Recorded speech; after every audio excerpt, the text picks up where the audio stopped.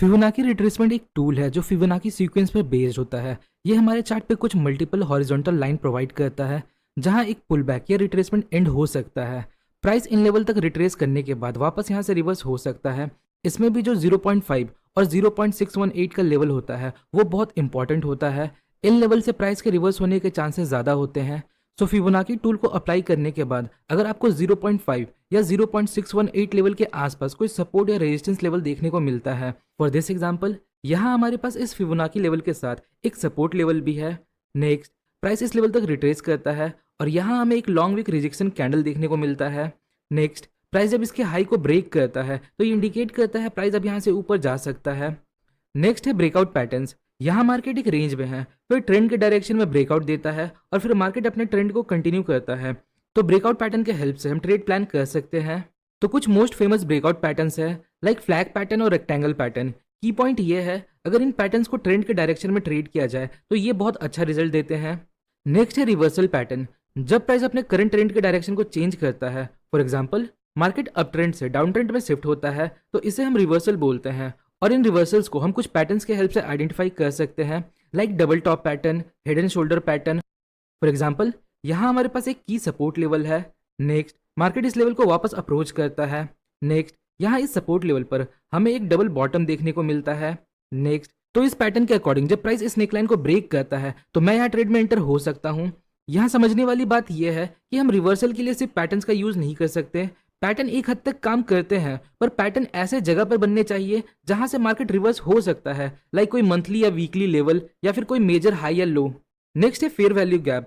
जब buying and selling में imbalance होता है तो चार्ट पर कुछ ऐसे इंबैलेंस गैप देखने को मिलते हैं और फिर ये एरिया प्राइस के लिए मैग्नेट का काम करता है। प्राइस यहाँ वापस आता है और फिर यहाँ से रिवर्स हो सकता है।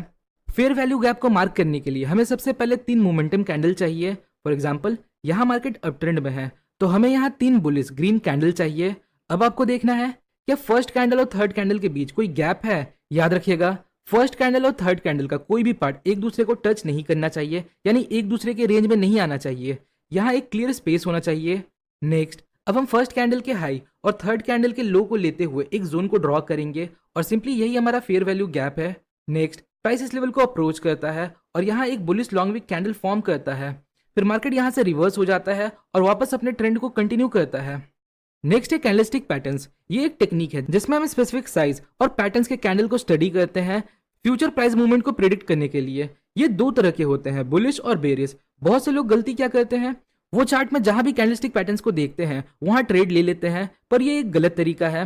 सिंपली बुलिश पैटर्न को हमें ऐसे जगह ट्रेड करना है जहां से प्राइस के ऊपर जाने के चांसेस है, like support level, demand level, bullish fair value gap और बुलिश ऑर्डर ब्लॉक, या फिर अप ट्रेंड के दौरान किसी मूविंग एवरेज पे। और बेरिश कैंडलस्टिक पैटर्न को ऐसे जगह देखना है जहां से प्राइस नीचे जा सकता है, मतलब जहां अदर फैक्टर का भी सपोर्ट हो, अदर फैक्टर्स भी हमें ये इंडिकेट करे कि प्राइस यहां से नीचे जा सकता है। क्योंकि सिर्फ कैंडलस्टिक पैटर्न के बेस पे ट्रेड करने का कोई सेंस नहीं बनता। तो बेरिश कैंडलस्टिक पैटर्न को रेजिस्टेंस लेवल, सप्लाई जोन या फिर डाउन ट्रेंड के समय मूविंग एवरेज के साथ यूज कर सकते हैं। फॉर एग्जांपल यहाँ हमें रेजिस्टेंस लेवल पर एक बेरिश लॉन्ग वीक कैंडल देखने को मिलता है। नेक्स्ट प्राइस इस कैंडल के लो को ब्रेक करता है जो कि इस सेटअप के अकॉर्डिंग हमारा कंफर्मेशन है, तो मैं यहाँ ट्रेड में एंटर हो सकता हूँ। नेक्स्ट है आरएसआई डाइवर्जेंस। आरएसआई एक मोमेंटम इंडिकेटर है और आरएसआई डाइवर्जेंस का मतलब होता है जब प्राइस हमें कुछ और इंडिकेट कर रहा है but at the same time RSI हमें कुछ और इंडिकेट कर रहा है। फॉर एग्जांपल यहाँ प्राइस हायर हाई फॉर्म करता है पर at the same time RSI lower high form करता है, तो आरएसआई यहाँ हमें बताता है प्राइस यहाँ ऊपर तो गया है पर इस मूव के कंपैरिजन में इस मूव में मोमेंटम कम है, या हम बोल सकते हैं स्ट्रेंथ कम है। तो हो सकता है प्राइस जो ऊपर गया है वो ज्यादा देर ऊपर सस्टेन ना कर पाए और वहां से रिवर्स हो जाए।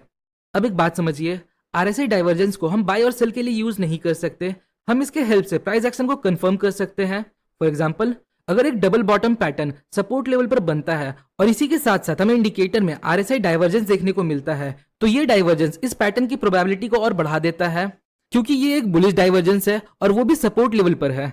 नेक्स्ट या फिर प्राइस जब किसी मेजर की लेवल को अप्रोच कर रहा है और उस समय हमें डाइवर्जेंस देखने को मिलते हैं तो ये भी एक इंडिकेशन है।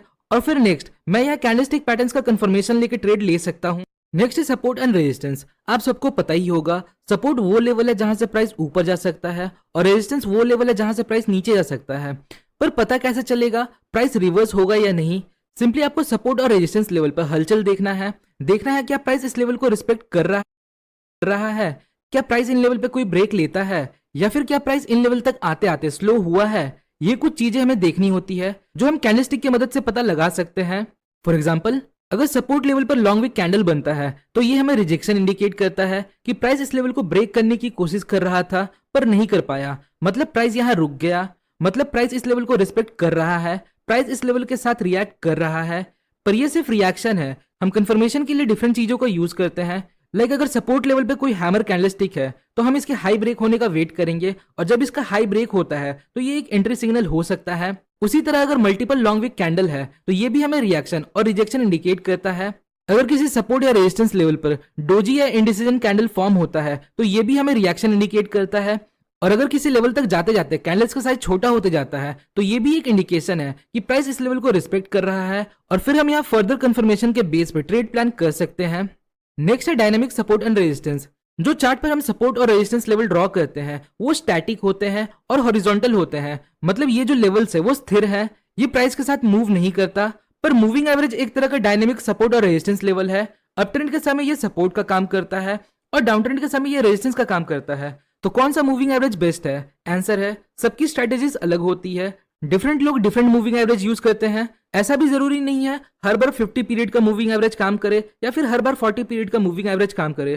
तो सिंपली पहले आपको चेक कर लेना है कि अभी जो ट्रेंडिंग मूव चल रहा है वो करेंटली किस पीरियड के मूविंग एवरेज को रिस्पेक्ट कर रहा है। करेंटली जो ट्रेंड चल रहा है वो जिस भी मूविंग एवरेज को 3 बार से ज्यादा रिस्पेक्ट कर चुका है वो अभी के सिचुएशन के लिए बेस्ट है। फिर नेक्स्ट टाइम जब प्राइस यहाँ आएगा तो हम कैंडलस्टिक के बिहेवियर को देख के ट्रेड प्लान कर सकते हैं। फॉर एग्जाम्पल, अभी यहाँ जो ट्रेंड है वो करंटली 50 पीरियड के मूविंग एवरेज को रिस्पेक्ट कर रहा है। वो हमने कैसे पता लगाया? सिंपली यहाँ देखिए, प्राइस ने इसे ऑलरेडी 3 बार रिस्पेक्ट किया है तो हो सकता है ये फ्यूचर में भी रिस्पेक्ट करे, तो फिलहाल हम इस मूविंग एवरेज पे काम करेंगे। नेक्स्ट है ट्रेंड लाइन ट्रेडिंग। ये एक डायगोनल लाइन होता है जो हम मिनिमम 3 स्विंग पॉइंट को कनेक्ट करते हुए ड्रॉ करते हैं। अपवर्ड ट्रेंड लाइन का मतलब होता है मार्केट अभी बुलिश है और हमें बाइंग के इंडिकेशंस को ढूंढना है, और डाउनवर्ड ट्रेंड लाइन का मतलब होता है मार्केट अभी बेरिश है और हमें सेलिंग की अपॉर्चुनिटीज को ढूंढना है। तो ट्रेंड लाइन को यूज कैसे करना है? ये बिल्कुल सिंपल है। अप ट्रेंड में ये सपोर्ट की तरह काम करता है और डाउन ट्रेंड में ये रेजिस्टेंस की तरह काम करता है। फॉर एग्जांपल, यहाँ मार्केट अप ट्रेंड में है तो हमने इन स्विंग पॉइंट्स को लेते हुए एक ट्रेंड लाइन ड्रॉ किया। यहाँ देखिए, जो प्राइस है वो ऑलरेडी पास्ट में इस ट्रेंड लाइन के साथ रिएक्ट कर चुका है, so there is a probability कि जब प्राइस वापस यहाँ आएगा तो वापस यहाँ से रिवर्स हो सकता है। सो सिंपली अगर नेक्स्ट टाइम प्राइस इस लाइन के पास आता है और कोई बुलिश सिग्नल शो करता है तो मैं यहाँ ट्रेड में एंटर हो सकता हूँ। नेक्स्ट है वॉल्यूम बेस्ड ट्रेडिंग। वॉल्यूम एक ऐसा इंडिकेटर है जो हमें प्राइस के मूवमेंट का स्ट्रेंथ बताता है ट्रेड वॉल्यूम को एनालाइज करके।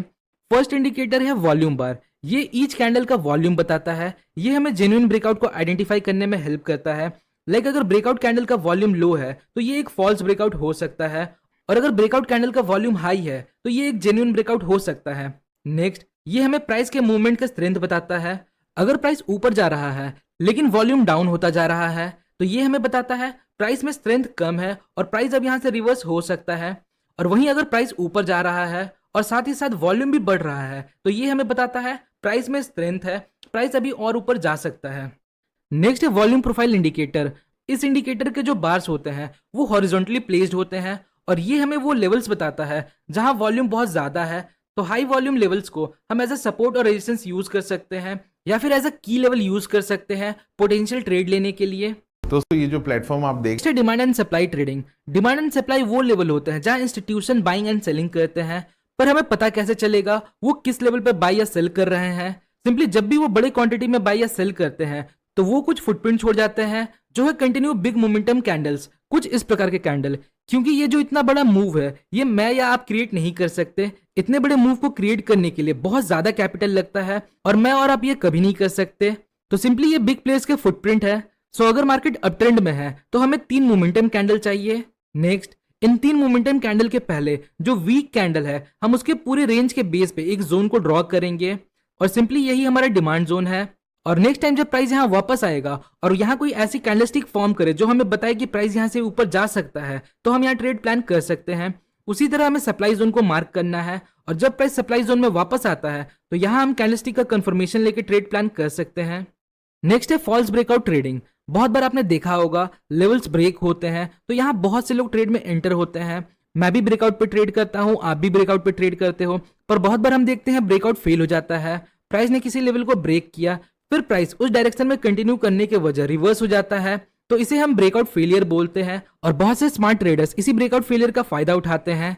फॉर एग्जाम्पल, यहाँ ब्रेकआउट होता है, नेक्स्ट इस पॉइंट पर ब्रेकआउट फेल हो जाता है, तो मैं यहाँ क्या कर सकता हूँ, मैं इस ब्रेकआउट फेलियर के डायरेक्शन में ट्रेड प्लान कर सकता हूँ। जब प्राइस इस लेवल के नीचे आ जाए और यहाँ ब्रेकआउट फेल हो गया, तो बहुत से लोगों को यहाँ स्टॉप लॉस हिट होंगे, जो मार्केट के लिए फ्यूल का काम करता है। और अगर इस पॉइंट पर मैं भी सेल साइड का ट्रेड लेता हूँ, तो मैं भी इस वेव को कैप्चर कर सकता हूँ। तो ये था ब्रेकआउट को ट्रेड करने का एक सिंपल तरीका।